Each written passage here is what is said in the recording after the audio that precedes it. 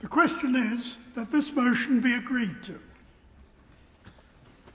My Lords, what a pleasure to follow the thoughtful and comprehensive motion moved by the noble Lord Liddell, and I'd like to associate myself with the paean of praise to those level-headed, responsible Labour leaders down the decades who were prepared to deploy proportionate force in defence of Western values, starting with that flinty patriot and still underrated politician Ernest Bevin.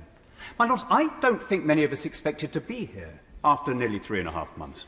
If we cast our minds back to the dark days of late February, figuratively and literally dark days of late February, I think we were expecting something very different. The talk then was about a Ukrainian government in exile and counterinsurgency operations behind the lines and possibly some Ukrainian forces operating across the border from NATO territory.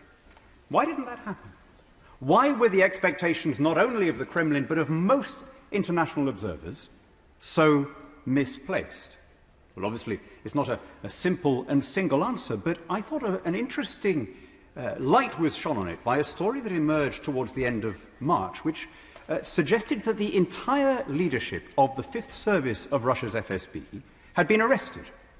Now, these are necessarily murky waters. We can't say for sure what's happening in the world of espionage, but what seems to have happened, if the sources are to be believed, is that going back as late as the 2014, as early as the 2014 intervention, Putin was planning a second intervention. He realized after the annexation of Crimea and part of Donbass that he had, if you like, upset what had until then been an equilibrium between, to borrow 19th century Russian terminology, between Westernizers and Slavophiles in Ukraine. He'd taken several million Russophile voters out of the equation and given the pro-NATO forces a majority. I think he seems to have decided then on a further and decisive intervention. And he, if reports are to be believed, set aside a substantial budget of billions of rubles to suborn key Ukrainians when the moment came, to bring regional governors and army generals, police chiefs, mayors and so on onto the payroll so that at the key moment they would open the gates. They would switch sides,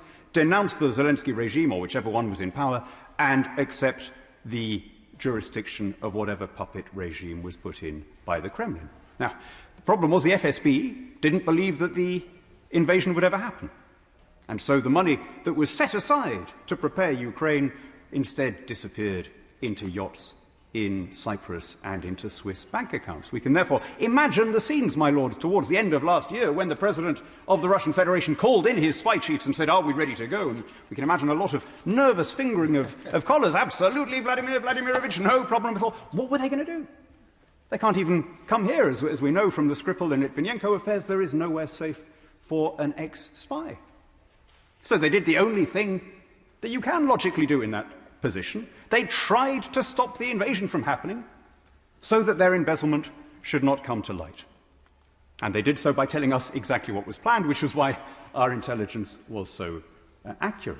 Now, I can't, of course, confirm that story, but it does seem pretty plausible, doesn't it? Especially when we look at what then happened following the invasion. We saw the same pattern again and again of failures of equipment, failures of procurement, because the fundamental weakness of any autocratic system is that people tell their superiors what they want to hear.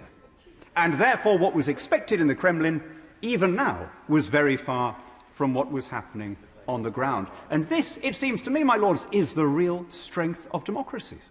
It's why we tend to have a surprisingly good record at winning wars. It's not that our people are braver or more virtuous. It's that we have better mechanisms in place to identify and to correct errors. And that, among other things, is a system worth defending. Now, we can argue about what is the exact military and strategic response we should take.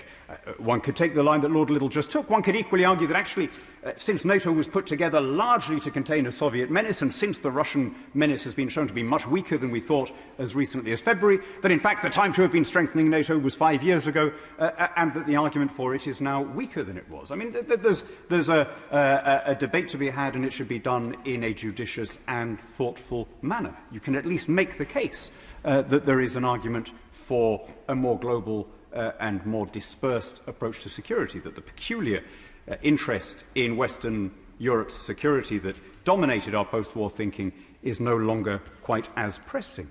But whatever view we take on that, I think the one thing we've learned is that it is worth defending our values, even if that means going out of area. The invasion of Ukraine was no threat to the United Kingdom. There was no realistic scenario in which Russian troops were going to be marching through Kent.